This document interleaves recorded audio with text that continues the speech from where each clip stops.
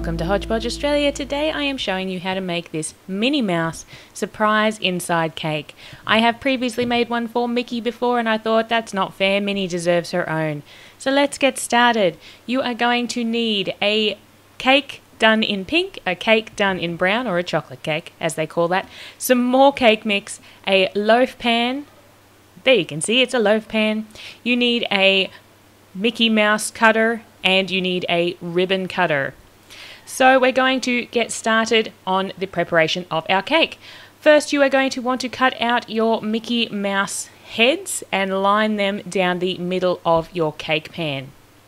If you don't have enough of your chocolate cake to do all of your Mickey faces, just throw in a couple of strawberry ones, or pink as they call it, pink heads, and that will fill up any gaps, and then you get a few nice surprise pink faces in there as well. Next, cut out your bows out of your pink cake. I know it doesn't look pink on the top there, but it's pink in the middle and it all comes out pink in the end. Once you have done that and you're happy that everything is nicely squished in your cake pan, you can then pour your last cake batter over the top of your cake and bake that again. With your last cake batter, you do need to make sure that you've got cake batter over the top of your cake and down the sides. Don't worry too much about going up too high on each side. Just make sure you get it down the side on each one without making a gigantic mess like I was doing. It's very hard when you're looking over the top, but that's beside the point. Try and do it a little bit neater than I did. Go over one side, then go over the other side, just so that the top has a lot of covering before you bake that again. That way you know that it will all be encased in the new cake. Here it is out of the oven, and you can see it's a little bit uneven. I've trimmed off the sides, but that's what happens when you're shoving one cake inside another. And we have some lovely white chocolate ganache I have made here. It's lovely and thick because it's come to room temperature. And I am going to spread ganache all over my cake this time. With the Mickey Mouse cake I did buttercream. This time I've learnt a new little trick and I'm using ganache for my icing, which I think is just going to taste absolutely fantastic. So cover your cake in the ganache. The good thing with the ganache too is because it is so nice and thick, you can use it to even out your sides. So if you have it a little bit lumpy, you can fill in those gaps with a little bit of extra ganache, because nobody's going to complain about that. And then you can make your edges all lovely and smooth and straight and even. Then pop that off into the freezer for at least 15 minutes to set before you come back and start on your covering.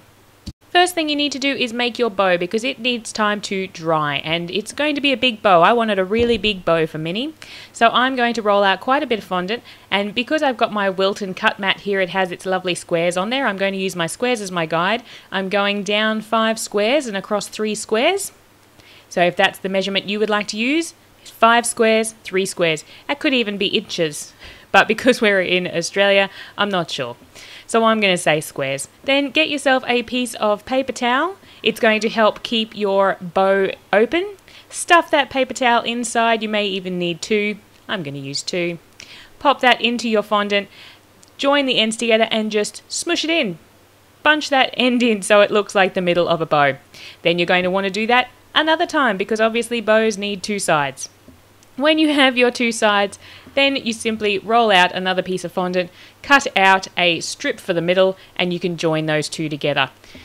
That way you have your completed bow. Pop that over to the side on some baking paper and it will dry nicely.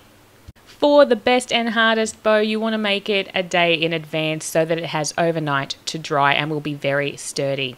Next, let's cover our cake. I have some of this lovely pink fondant left over from my 5 Nights at Freddy's giant cupcake, and I thought it was just perfect for Minnie Mouse. So I'm covering my cake in this lovely bright pink. And to finish it off, we are going to add some white polka dots, because what's Minnie's dress without polka dots? And it's a little bit different to the Mickey Mouse cake, because with those I just put the polka dots on haphazardly wherever I wanted them. Minnie has a lovely pattern on her polka dots, so of course we're going to make sure that we do her justice with her lovely pattern. And there is our lovely big bow. So we're going to continue on with the polka dots until we have the whole cake covered. This is our Minnie Mouse cake at the finale, and then we have the daunting task of cutting inside and seeing if it actually turned out. It's always the most stressful part of a surprise inside cake, is figuring out whether it actually worked. So dun dun dun, let's cut into the Minnie Mouse cake and see what it looks like on the inside. And that's the thing, if you make this for a party, you still don't find out until the end, till someone goes and cuts it inside, and then you have to go, oh my god, that's not what I meant, or hooray, that's exactly what I meant.